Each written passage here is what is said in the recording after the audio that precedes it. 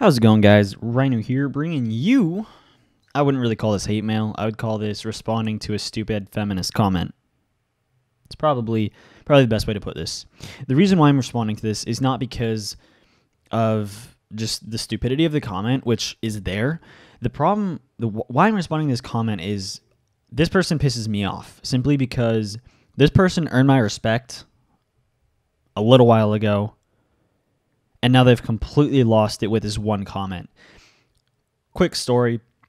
I posted a video a little while ago about feminism, and this person posted a comment, a rather long comment, that I had respect for because it was as if she was actually a sane feminist and not some batshit crazy person. So I responded to that with a comment responding to her points where I disagreed with her, but still made an argument and still kept my cool. And she responded with that, basically saying, I agree with some things. Obviously not all, because she's still a feminist. So I respected this individual up until I saw this comment. I just had to make a video about this because it is unbelievable what is being said here, as well as just the stupidity coupled with what was said before. I mean, it's unbelievable that she can go from someone who could appear sane to being just stupid. And I'm sorry that I'm being so blunt about this. It's just, I can't believe that someone could actually seem intelligent and then make a comment like this. So here's what the comment says. Personally, I always say that they should teach both. The only reason people highlight it as one way is because schools and parents only teach women that men are, quote, out of control and can't resist, end quote. Therefore, teaching men that it is expected of them. Sorry, I kind of suck at reading. So teach both, but highlight the teachings of do not rape so that the victim's precautions are just precautions and not routine to keep them alive. Another thing, no, not all rapists know that they are rapists because sex education sucks and they aren't taught about consent and the little signs that actually mean no. This is another reason why we need better rape education. Victims get asked what they were wearing all the time, trust me, and asking what they were wearing is victim blaming. It's like saying it's your fault you wore shorts. Hot damn, I'd love to live where the fuck you live, because where I live and where all my friends live, victim blaming is definitely a thing, and rape jokes happen everywhere all the time. 90% of rapists are not charged nor jailed. You obviously live in the utopia of delusion. Not going to lie, you disappointed me so badly this time. Luckily, she does a lot of the work for me and breaks down the comment piece by piece so that we can tear this apart pretty easily.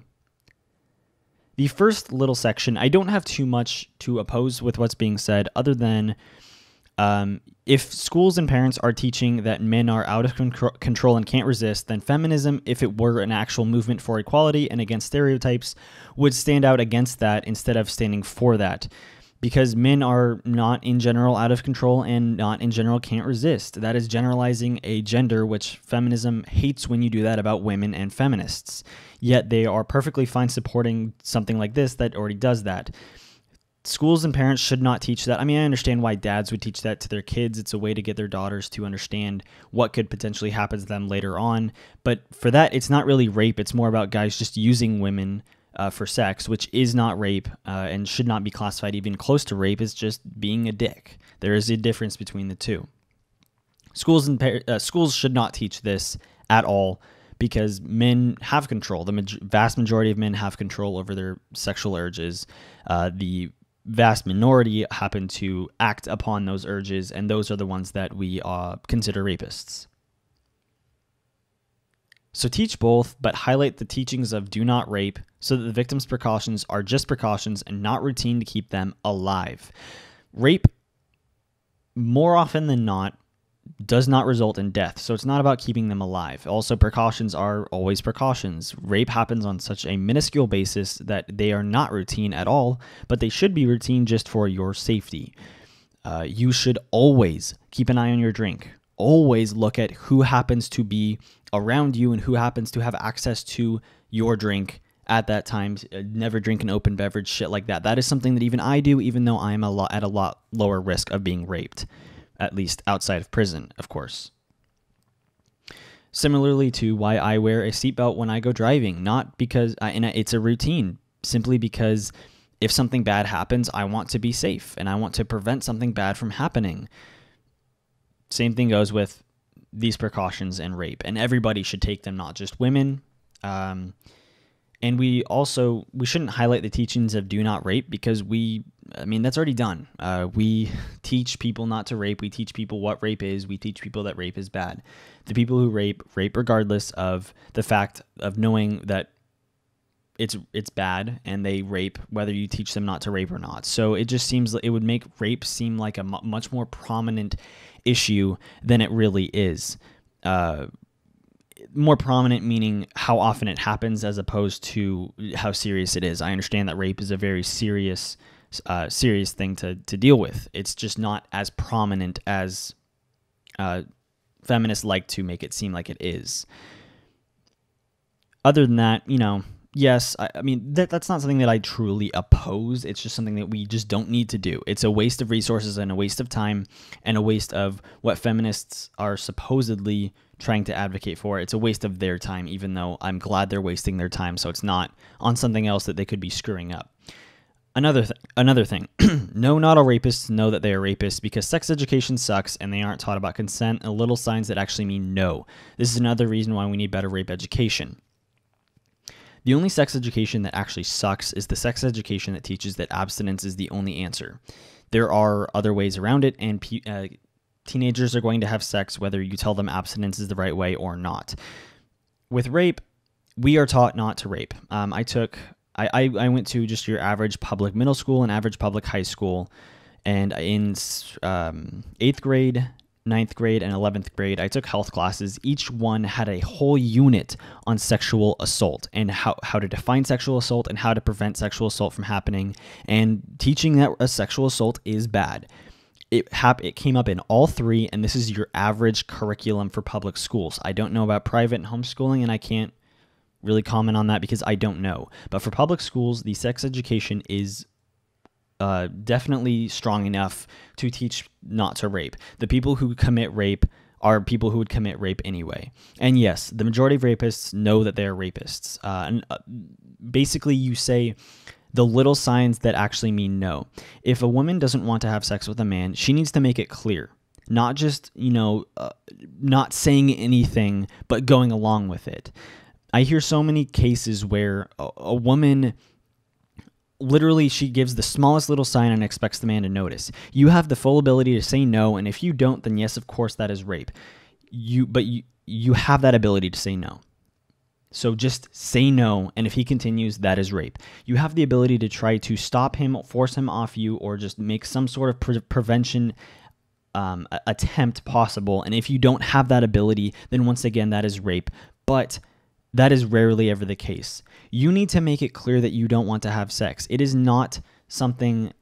the guy should not have to be like, oh, do you want to have sex? Because sex is something that is in the heat of the moment. It is not something you want to ask. And most sane human beings, well, especially women, when they're asked if they would want someone to ask for their consent before they have sex, they say no on the basis of it ruins the moment.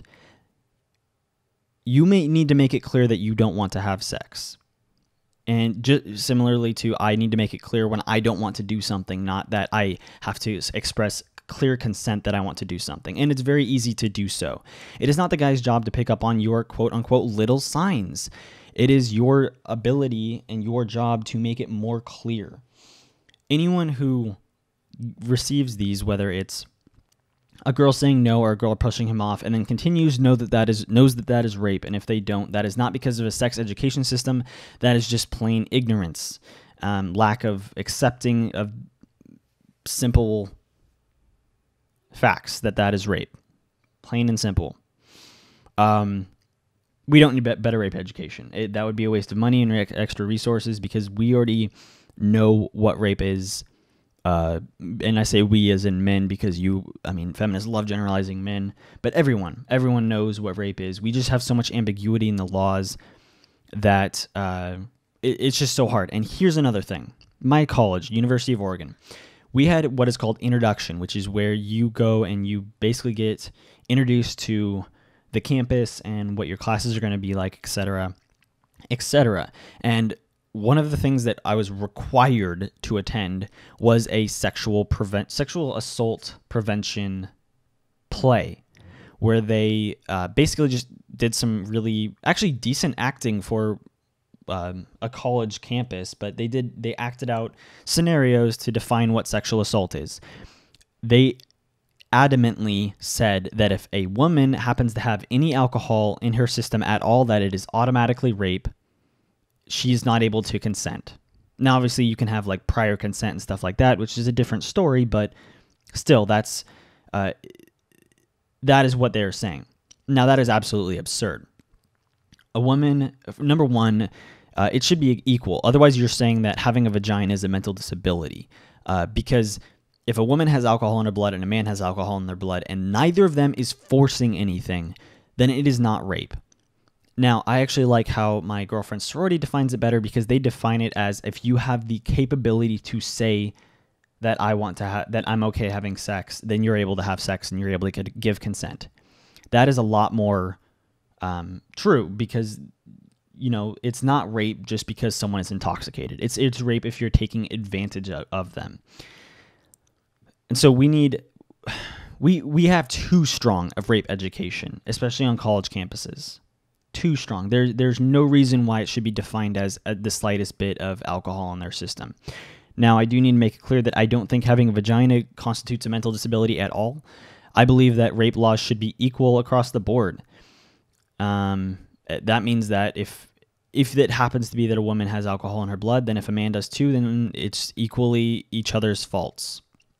And obviously, each situation is relative, and you would have to look at the individual facts to make a determination, but that is just my overall arcing opinion of this idea, of this supposed problem that you're presenting. Victims get asked what they were wearing all the time, trust me. And asking what they were wearing is victim blaming. It's like saying it's your fault you wore shorts. Well, I'm not going to trust you because it doesn't happen all the time like you say. There is absolutely no statistics to back that up whatsoever. However, I'm going to play a somewhat short video for you. It's a clip that I got permission to use that basically answers what you're saying here, and then I'm going to kind of break it down a little bit. So, yeah, here is the video. Hear that, police officer? You are a part of rape culture when you're trying to figure out what happened, what was the scene, and what was going on. I mean, seriously, the few times a girl has ever told me she's been raped, I never once asked her what she was wearing. Mostly because it wasn't relevant, and I'm not a police officer. Most people don't. In fact, most people just automatically believe a woman when she says she's been raped. Now, the reason why I believe the girls who told me was because they had no reason to lie. They weren't going to benefit from it.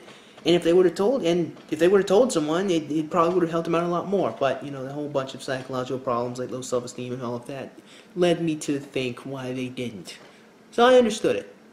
The point that I am making is that people don't ask that question. Police officers do. And they're doing that to understand the situation, to find a pattern, and to figure out what was going on. They're not doing that because they think that what you were wearing really has that much of an effect on how you were raped. They're doing that to see if there is either a pattern or to understand the scene that they're trying to study. That is all it is about. Come on. You see, the people who ask these questions are not victim blaming. What they're doing is they're establishing the situation. They want to know what happened. The same thing goes for if a person other than an officer asked what you were wearing. They are simply trying to establish what happened, and they want to understand the scene, the situation, and any potential patterns that can be recognized to maybe prevent this from happening in the future. The same thing goes for, and I gave a perfectly valid example in my last video, but I'm going to give an entirely different example just because you can't seem to wrap your mind around this simple fact. If I'm driving my car, and I'm just driving along, I'm going the speed limit, and suddenly I go through an intersection, and wham, I get T-boned and just knocked off the road, and I end up in the hospital. The officers are going to come and they're going to ask me a multitude of questions. How fast was I going? What were the weather conditions like? Was my light green? Was I paying attention? Did I happen to be looking at my phone at the time? And they're going to ask the same, obviously similar questions to the person that hit me. That is not victim blaming. They're not saying it's my fault. They are trying to establish the situation and try to see if there are ways to prevent something like that from happening again. That is not victim blaming. Plain and simple. End of topic. Like, I am so sick of dealing with this victim blaming mentality when there is no victim blaming. I mean, maybe minuscule amounts from individuals, but they don't represent society. And then second to last point, hot damn, I'd love to live where the fuck you live, because where I live and where all my friends live, victim blaming is definitely a thing, and rape jokes happen everywhere all the time. Based on that description, you lived in the most fucked up place ever if rape victim blaming happens all the time, because that means that rape happens all the time. Therefore, you live in a place where rape is running rampant. You should probably get out of there and probably call in a SWAT team if rape is happening that much. You are way over-exaggerating a scenario where probably you've heard one or two people make a rape joke, which you are allowed to do because of freedom of speech, and you decided to define that as rape culture. It does not happen on the scale that you seem to believe you've made up in your mind of how it happens. I live with 3 frat guys on a college campus that is heavily weighted towards Greek life, where supposedly, based on Feminist, the most rape is supposed to happen, even though statistically that's not true, and where someone is most likely to commit rape. So I'm around these people that you consider shitty and that your movement considers shitty. And guess what? I have not heard a single rape joke out of the hundreds of frat guys that I've been around. It has never happened, and no one has ever even come close to victim blaming either. And these are supposedly the shittiest of the shitty, even though that's not my definition, that's Feminist definition. The shittiest of the shitty people, and it doesn't happen. You are making shit up. You're pulling it out of your ass, and I guarantee that because of how over-exaggerated this is. There is no place in the fucking United States where rape jokes and victim blaming happens all the time, mainly because rape doesn't even happen that often. It's unbelievable how intellectually dishonest you are in one single comment. Now, on to the last little bit. 90% of rapists are not charged nor jailed. You obviously live in a utopia of delusion. All right, 90% of rapists are not charged nor jailed. Do you see a problem with that statistic? Well, number one, that would mean you are trusting every single rape accusation ever. And I guarantee that the amount of false rape accusations are much higher than, are a lot higher than what they are presented to be, simply because usually feminists have a monopoly on those type of statistics. So they try to suppress that. As well as there are so many cases where the woman is believed on her word that someone was raped. There is no investigation done, or at least no investigation that is within the guy's legal rights of due process. And number two, 90%, really. I'd love to know where you got this statistic from, and I guarantee it is not from an objective source. It is from a feminist biased source, or just pulled straight out of your ass, or you got it from one of your little radfem leaders, I guess, that you're just parroting random statistics from. Anyone can make up statistics, and I guarantee that is not the case. My guess is, even if that statistic were true, those 90% are probably the 90% that didn't actually commit rape. They either the woman regretted it the next day and wanted to claim rape, or they're feeling vengeful or something. It is much more likely that that is the case than that 90% of rapists are not charged nor jailed, which is an absolutely absurd statistic. Now, you obviously live in a utopia of delusion. No, you do. But you don't live in a utopia. You live in the feminist delusion world, where you dream up a world that is shitty for women that isn't even real.